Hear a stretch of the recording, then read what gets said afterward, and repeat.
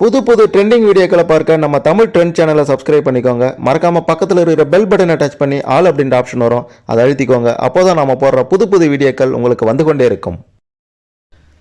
பிரபல சீரியல் நடிகை சுபாஷினி அவர்கள் திடீரென இறந்துட்டாங்க அப்படின்ட்டு வந்த தகவல் தான் ஒட்டுமொத்த திரையுலகையும் அதிர்ச்சிக்குள்ளாக்கி இருக்கின்றது. என்ன நடந்தது, ஏன் அவங்க இந்த ஒரு முடிவு எடுத்தாங்க அப்படின்றத பற்றி தெளிவாக பார்க்க போகிறோம்.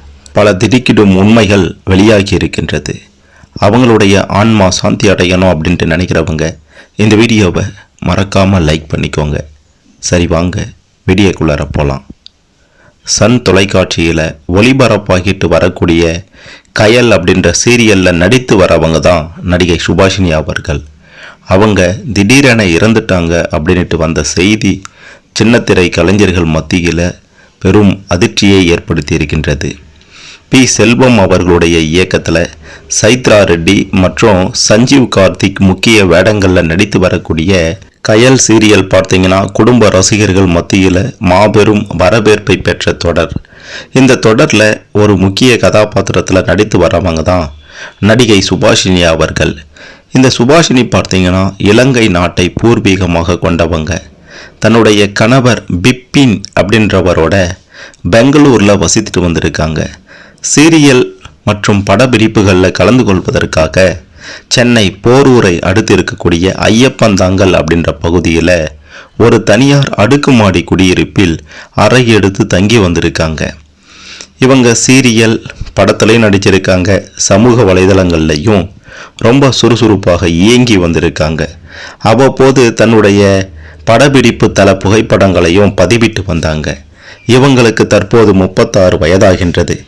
இந்த நிலையில தான் பார்த்தீங்கன்னா யாருமே எதிர்பாராத வகையில் ஏப்ரல் 5ஆம் தேதி இரவு சுபாஷினி அவர்கள் தன்னுடைய ஐயப்பந்தாங்கல் வீட்டில் தவறான முடிவெடுத்து காலமாகிட்டாங்க.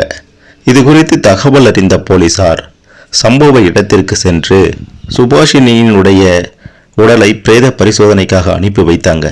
முதற்கட்ட விசாரணையில் பல திடுக்கிடும் தகவல்கள் வெளியாகி இருக்கின்றது. அதாவது சுபாஷினி பெங்களூரில் இருக்கக்கூடிய தன்னுடைய கணவர் பிப்பினிடம் வீடியோ காலில் பேசியிருக்காங்க. அப்போது கணவன் மனைவி இருவருக்கும் இடையே குடும்ப பிரச்சனை, கடும் வாக்குவாதம் ஏற்பட்டிருக்கின்றது. குடும்ப பிரச்சனையால் இந்த தகராறில் ஏற்பட்ட அதிக மன உளைச்சல் மற்றும் மன அழுத்தம் காரணமாக இவங்க இப்படி ஒரு முடிவு எடுத்துட்டாங்க அப்படின்ற திடுக்கிடும் தகவல்கள் தற்போது வெளியாகி இருக்கின்றது. மிக மிக முக்கியமாக கடந்த சில மாதங்களாகவே கணவரின் பழக்க வழக்கத்தில் சந்தேகம் ஏற்பட்டிருக்கின்றது இவங்களுக்கு.